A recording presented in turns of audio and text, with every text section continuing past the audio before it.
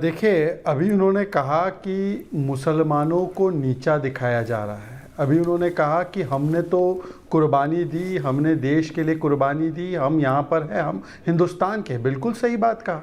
मेरे भी पूर्वजों ने पाकिस्तान को लात मारकर भारत चुना। भारत में हमने क्या चुना? पर भारत में हमने दो चीज़ें चुनी। एक तो कि केवल कोई मुसलमान है इसलिए हम उनके साथ जाकर नहीं रहना चाहते, हमारे लिए तो यहाँ के हिंदू वहाँ के मुसलमानों से बेहतर है। और दूसरा, हम लोग इस देश में संविधान के हिसाब से चलेंगे, यही चुना ना। अब मुझे बता दीजिए कि संविधान को माना है यदि इन्होंने, तो जब सुप्रीम कोर्ट ने 3 तलाक का कानून बनाने के लिए कहा तो क्या मौलाना ने माना? जब सुप्रीम कोर्ट ने अयोध्या का फैसला सुनाया तो क्या मौलाना ने माना? जब सुप्रीम कोर्ट ने शाह बानू से शायरा बानू तक के फैसले सुनाए, क्या मौलाना और उनकी बिरादरी ने माना?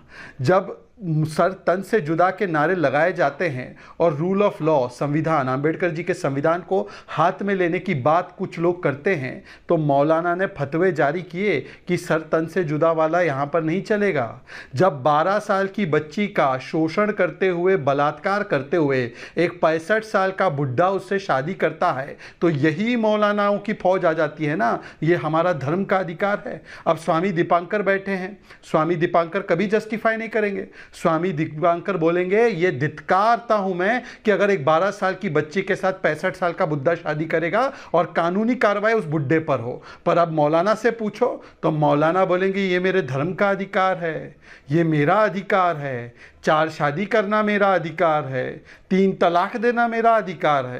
तो पूछे मौलाना से कि जब देश को अपनाया, भारत को अपनाया, तो भारत का संविधान नहीं अपनाना था क्या? और जहाँ तक सनातन बोर्ड की बात है, अब तो इन्हीं के बिरादरी के लोगों ने एक कमेंट किया है, जिसकी जितनी संख्या भारी उसकी उतनी हिस्सेदारी। तो भाई बात तो बिल्कुल सही है।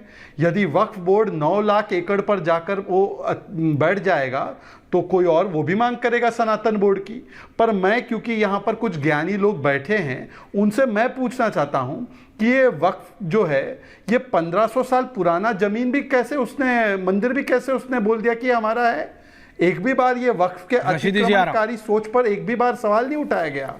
इतने वर्षों तक, अरे सुन लीजिए, इतने वर्षों तक जब इतना असीमित ताकत एक संस्थान को दिया गया, तो संविधान करने वाली ये जो जमात है, इसने एक भी बार नहीं बोला कि ये गलत है।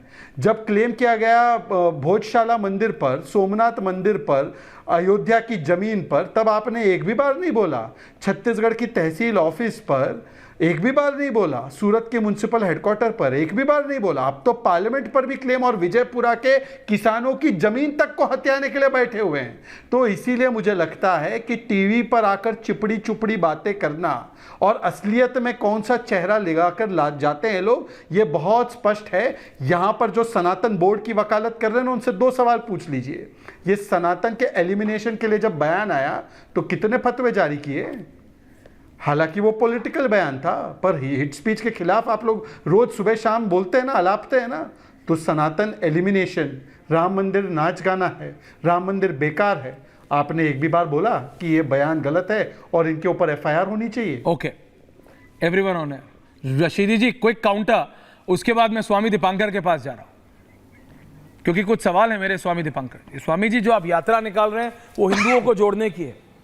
यहां बात हो रहा है एक और बोर्ड की, यहां बात हो रही है वक्फ बोर्ड के पास 9.5 लाख एकड़ जमीन है, तो क्या एक सनातन बोर्ड भी होना चाहिए? हाँ या ना? लेकिन क्विक काउंटर रशीदी जी, और फिर आ रहा हूं रिजवी जी आपके पास। थोड़ा आपको गुस्सा तो नहीं आ रहा ना? जूता चप्पल मत आप निकाला करिए इतना। फीते वाला पहन के आए? नहीं, देखिए फीते वाला पहना कीजिए आप। हाँ बोलिए रशीदी जी। देखिए ऐश्वर्या जी, यहां कुछ लोग जो है अपनी पार्टी की तर्जमानी करने नहीं बैठते। फिर क्या करने बैठते हैं? मुसलमानों को नीचा दिखाने के लिए, मुसलमानों को बुरा बताने के लिए और मुसलमानों को सबसे कमतर जताने के लिए बैठते हैं। और बदकिस्मती ये कि उनके नाम भी मुसलमान हैं। ये हमारी बदकिस्मती है। बहरहाल मैं उस पर नहीं जाना चाहता। मैं इस पर आना चाहता हूं कि ये मेरे पास एक लिस्ट है। क्या लिस्ट है? 1970 का गजट है ये। हाँ, 1970 के गजट में दिल्ली के अंदर ये 250 बीघा जमीन ये जो ईमानदार बने बैठे हैं ना बीजेपी के लोग, ये ईमानदार पहले ये हमारी जमीन वापस कर दें और ये वक्फ बोर्ड जो है सरकारी हाथों से निकाल दें। क्यों सरकार कब्जा करे बैठी है वक्फ बोर्ड पर? गुरुद्वारा प्रबंधक कमेटी की तरह सरकार इसे हमें क्यों नहीं दे देती मुसलमानों को? अरे कब्जा तो तुम करे बैठे हो जमीनों पर, तुम्हारा चेयरमैन बनता है, तुम्हारा मेंबर बनता है, तुम्हारा सीईओ होता है, तुम्हारा एडमिनिस्ट्रेटर होता है, और कहते हो मुसलमानों ने कब्जा कर लिया, और कहते हो मुसलमानों का भला क्यों नहीं होता, गरीब मुसलमानों के पास किराया क्यों नहीं जाता, सारा तो सरकार खा रही है। कुछ लोग कहते हैं कि मंदिरों से आमदनी होती है उसका 1% भी सरकार खर्च नहीं करती। हम ये कहते हैं कि हमारी सैकड़ों करोड़ की संपत्ति ये सरकारी तो खा रही है, मुसलमानों के पास तो है ही नहीं है, इसका किराया भी नहीं देती सरकार, कब्जा करे बैठी है। अरे ईमानदार लोगों, इसे वापस तो कर दो। अगर करप्शन खत्म करना चाहते हो, इसको पहले मुसलमानों को वापस कर दो और फिर बोलो कि हम ईमानदार हैं, मुसलमानों की भलाई के लिए काम कर रहे हैं। आप इसको मजिस्ट्रेट को देना चाहते हो।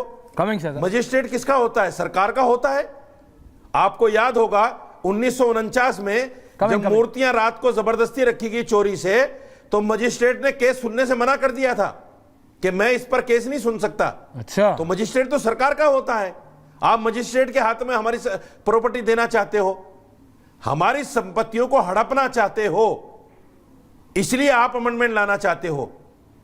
आप अगर ईमानदार हो, हमारी ये प्रॉपर्टियां वापस कर दो और वक्फ बोर्ड को मुसलमानों के हाथों में दे दो। मतलब शहजाद ये कह रहे भाई एयरपोर्ट इनको दे दो, करता है स्वामी जी बनाओ सिख बोर्ड, बेसिकली कह रहे हैं एयरपोर्ट दे दो, पूरा शांति निकेतन दे दो, पूरी मंगोलपुरी दे दो, पार्लियामेंट भी इनका है, दावा इनका। आप मतलब 250 बीघा क्या, मुझे लगा 2500 बीघे पे तो नहीं है कहीं। ऐश्वर्या नहीं सर, ऐश्वर्या क्या करेगा इसमें?